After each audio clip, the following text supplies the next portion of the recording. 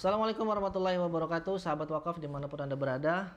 Kali ini saya akan memberikan informasi atas terjadinya pembantaian di jalur Gaza.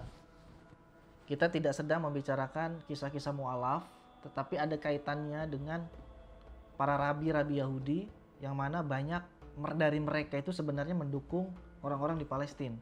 Dan banyak juga dari rabi-rabi Yahudi itu membela kaum muslimin yang ada di Gaza. Jadi sejak adanya atau disepakatinya gencatan senjata dari tanggal 19 Januari sampai awal Maret 2025, banyak sekali pelanggaran-pelanggaran gencatan senjata yang dilakukan oleh IDF.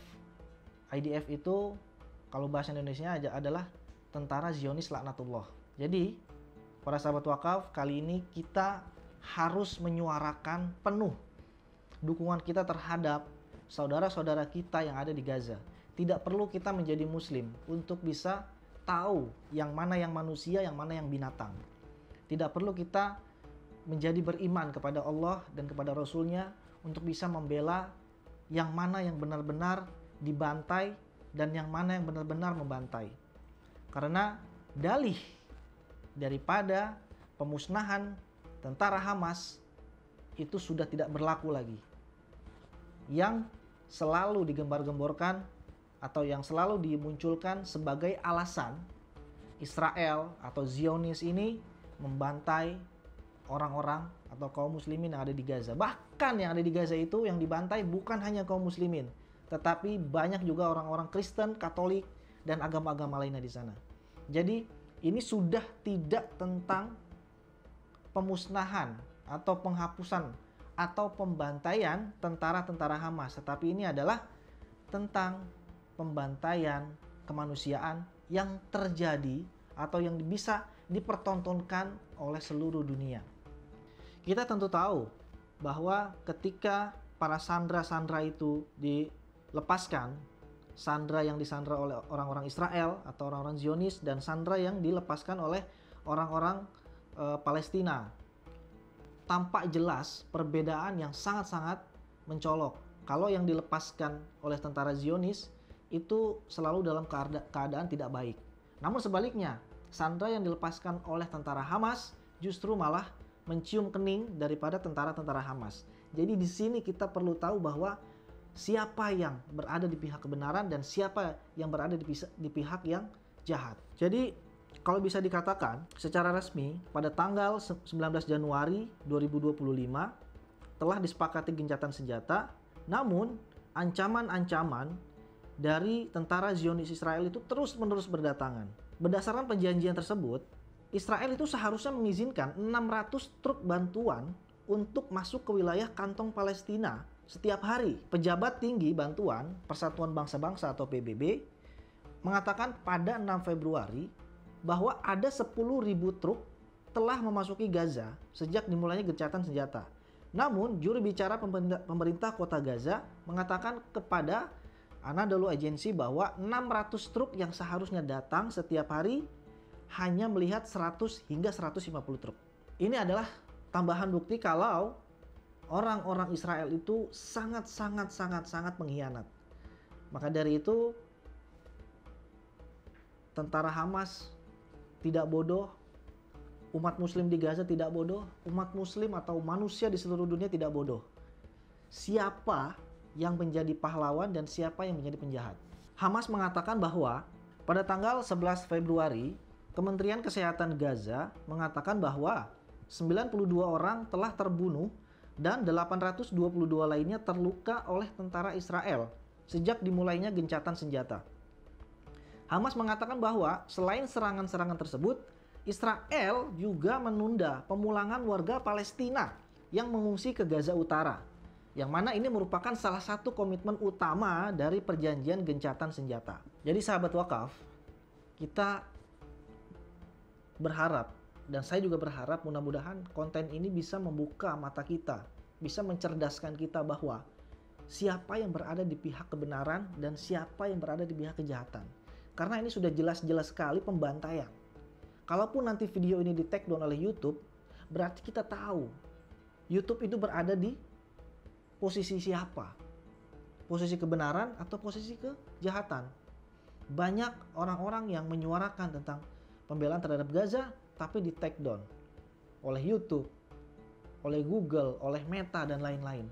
Tapi ini adalah ladang kita untuk menyampaikan dakwah Islam, bahwa Gaza itu harus segera kita bebaskan dari tangan-tangan Zionis atau dari tangan-tangan kaum kafir yang memusuhi umat muslim. Kali ini kita coba akan membahas juga, ternyata para rabi-rabi Yahudi itu juga mengatakan, atau rabi-rabi Yahudi mengatakan bahwa gencatan senjata adalah settingan atau akal-akalan dari Zionis Israel. Kenapa demikian?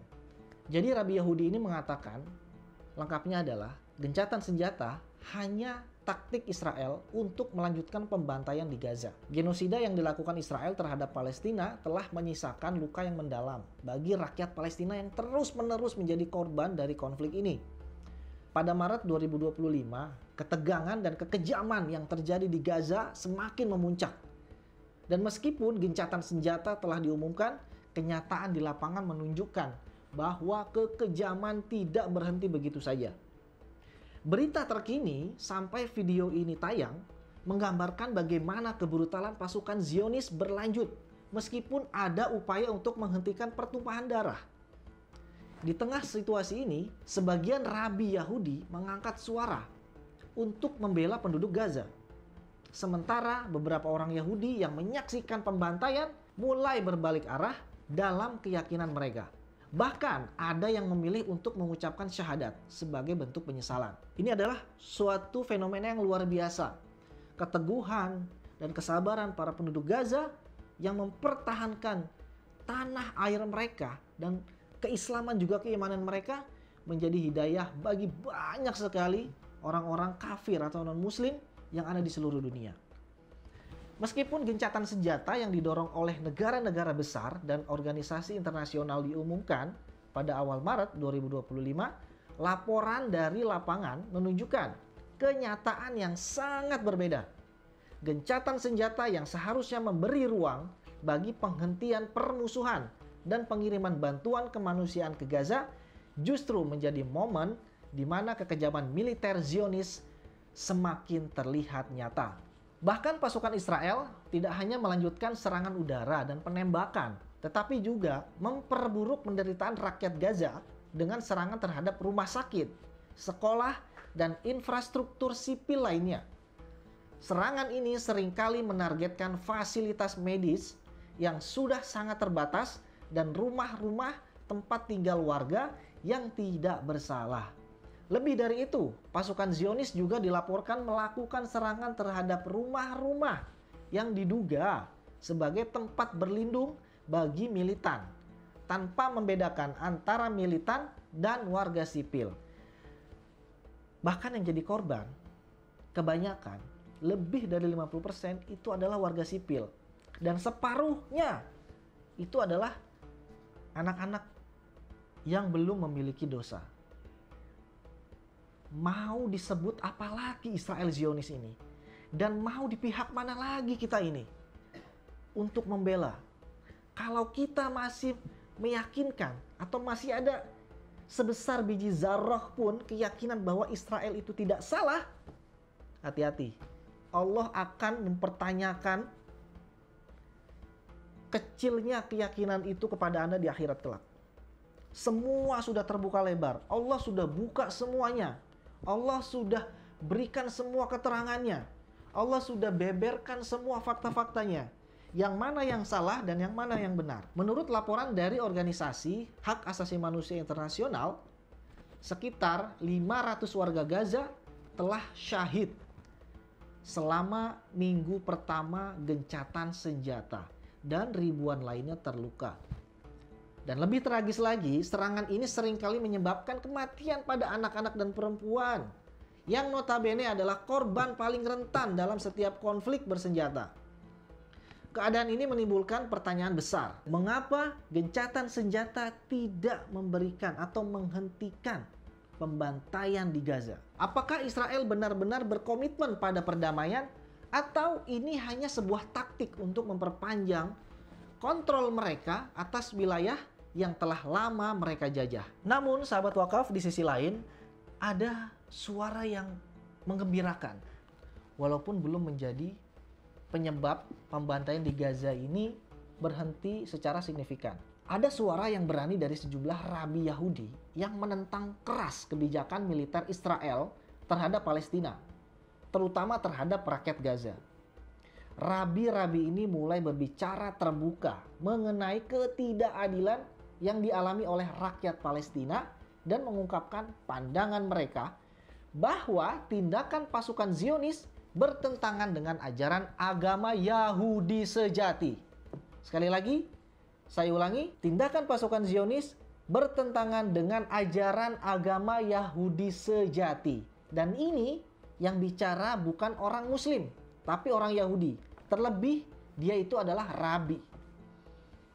Beberapa rabi menyatakan bahwa tindakan membunuh dan menindas orang-orang yang tidak bersalah bukanlah bagian dari ajaran agama Yahudi. Mereka mengingatkan umat Yahudi dalam kitab suci mereka, nilai-nilai kasih sayang, keadilan, dan perdamaian sangat dijunjung tinggi.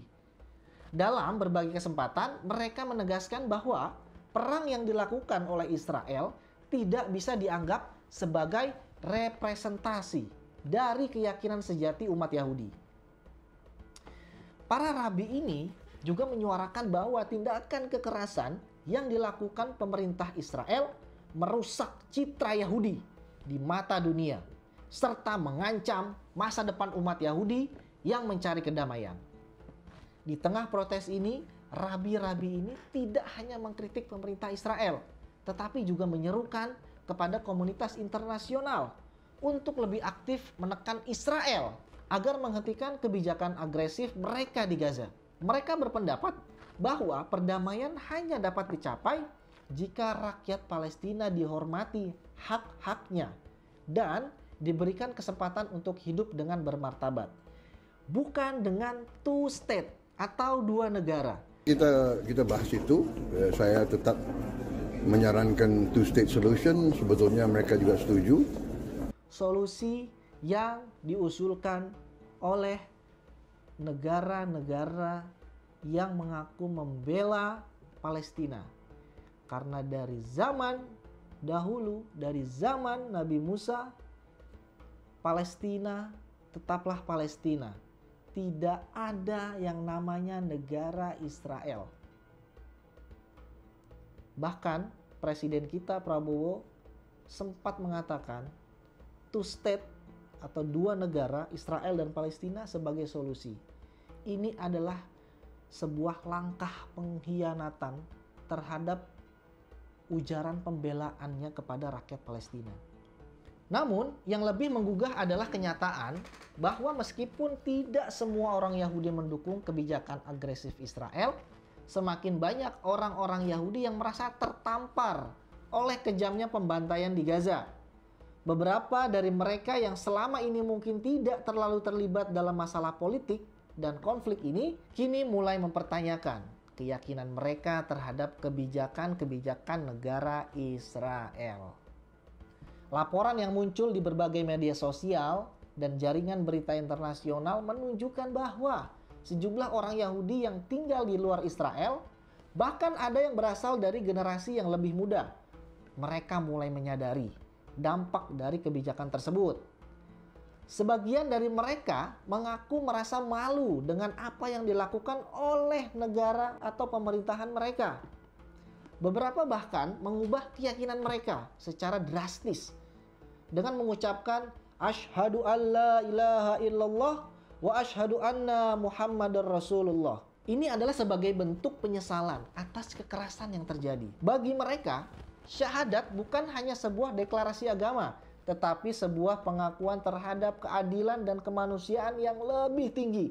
Karena hanya Islam, agama yang mampu dan memiliki cara sistematis juga preventif memberikan keadilan bagi seluruh makhluk, bukan hanya umat Islam, tapi seluruh makhluk, baik itu manusia, Kristen, Islam, ataupun non-Islam, hewan, dan tumbuh-tumbuhan. Fenomena ini menunjukkan bagaimana konflik yang berkepanjangan ini mulai meruntuhkan tembok-tembok ideologis dan membawa orang-orang yang sebelumnya tidak terlibat langsung untuk mulai berpikir ulang. Mereka yang mengucapkan syahadat menandakan perubahan dalam diri mereka, bukan hanya dalam hal keyakinan agama, tetapi juga dalam pandangan mereka terhadap perdamaian dan keadilan. Konflik di Gaza ini semakin memuncak pada Maret 2025. Konflik di Gaza ini semakin memuncak pada Maret 2025. Bahkan ini adalah bulan suci Ramadan, yang mana seluruh umat muslim yang ada di dunia seharusnya bisa fokus dan merasa nyaman menjalankan ibadah puasa di bulan Ramadan. Namun, Zionis Israel itu mengganggu ketentraman, keamanan, dan kenyamanan ibadah umat muslim di Gaza selama bulan Ramadan. Bahkan ratusan orang baru kemarin itu syahid. Ini adalah satu fenomena kejahatan yang sudah sangat terbuka oleh kita.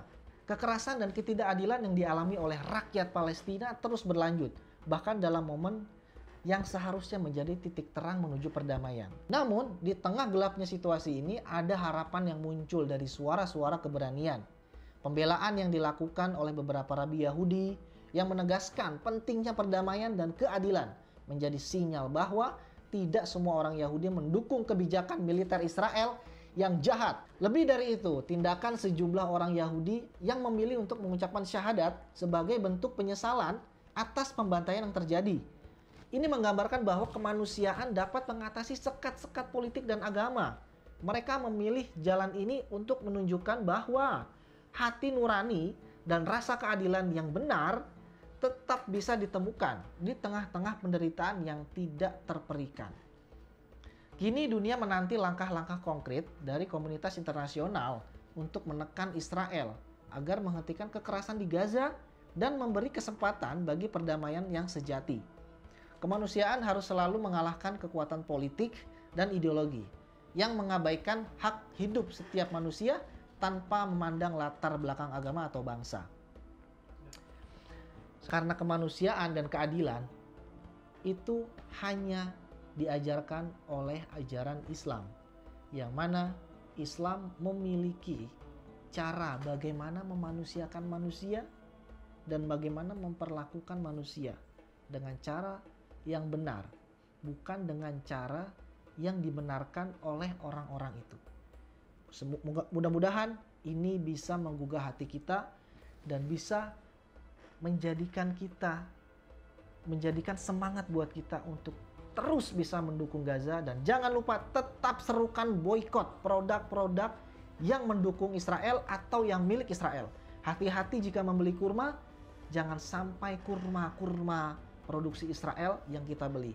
Hati-hati kalau ingin berbuka puasa bersama, jangan sampai kita masuk ke dalam restoran-restoran yang mana mereka itu adalah mendukung orang-orang Israel, atau mendukung pembantaian Israel di Gaza, atau mendukung pembantaian orang-orang Gaza oleh orang-orang Zionis. Terima kasih, jangan lupa subscribe channel ini, dan jika memang konten ini bermanfaat, dan saya sarankan sebarkan konten ini agar semua orang bisa melihat kekejaman daripada Israel. Assalamualaikum warahmatullahi wabarakatuh. Jadi salah satu hambatan di jalannya, ya ini nih. Nah ini salah satu.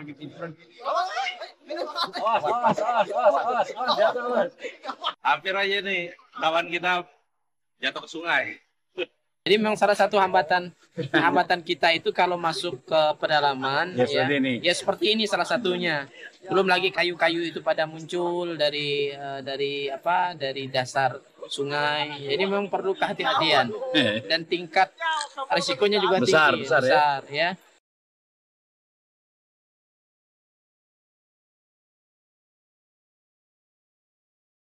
Ya begini kondisi ketika kita masuk ke pedalaman Sintang, Kalimantan Barat, kita memang harus bisa membaca kondisi sungai, kondisi alam. Kalau pada saat air naik, kita aman. Pada saat air surut, maka kondisinya kita harus berhati-hati. Pada siang hari ini kita akan berangkat menuju Desa Mentatai. Dalam perjalanan insya Allah bisa ditempuh nanti bersama dengan tim kurang lebih 6-7 jam. Pada malam hari nanti kita akan bertemu dengan warga umat Islam yang ada di pedalaman Desa Mentatai.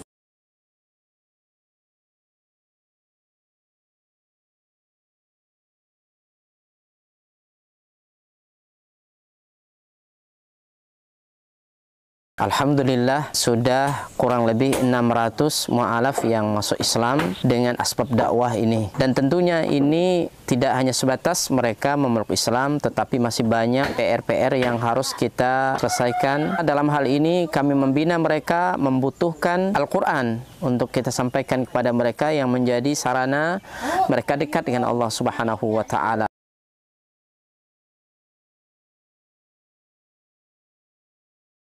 Kami berharap dan mengharapkan bantuan dari seluruh kaum muslimin untuk mensupport dakwah ini dengan berwakaf Al-Quran di Badan Wakaf Al-Quran. Luar biasa.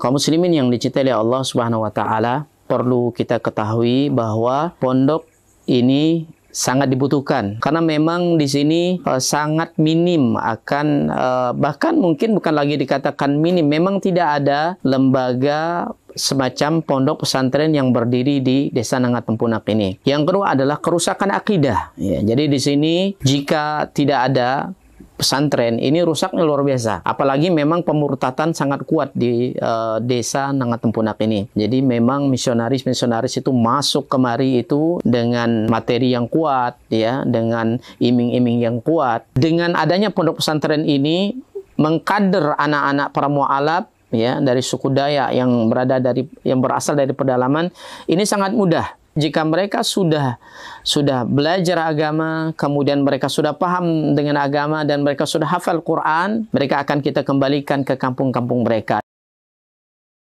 Kita sekarang sambil melihat lahan atau tanah yang akan kita bebaskan untuk pembangunan atau perluasan pondok tahfiz Quran Cahaya Tempunak.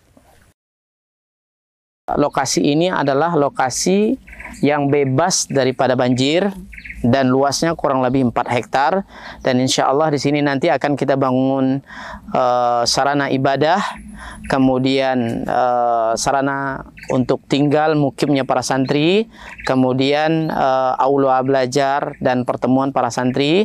Dengan demikian ini akan membantu dakwah dan memaksimalkan dakwah di pelosok pedalaman Sintang, Kalimantan Barat. Kami mengajak kepada seluruh kaum muslimin untuk mensupport, membantu dakwah ini dengan menyiapkan donasi dan wakaf terbaik melalui Badan Wakaf Al-Quran, dan semoga apa yang kita korbankan di jalan Allah SWT, harta kita, lelahnya kita, semua akan Allah berikan ganti dengan ganti yang lebih baik, kemudian diberikan balasan dengan balasan yang terbaik. Dan kami mendoakan semoga antum semua dijaga oleh Allah SWT dari seluruh musibah baik dunia maupun akhirat. Barakallahu fikum. Assalamualaikum warahmatullahi wabarakatuh.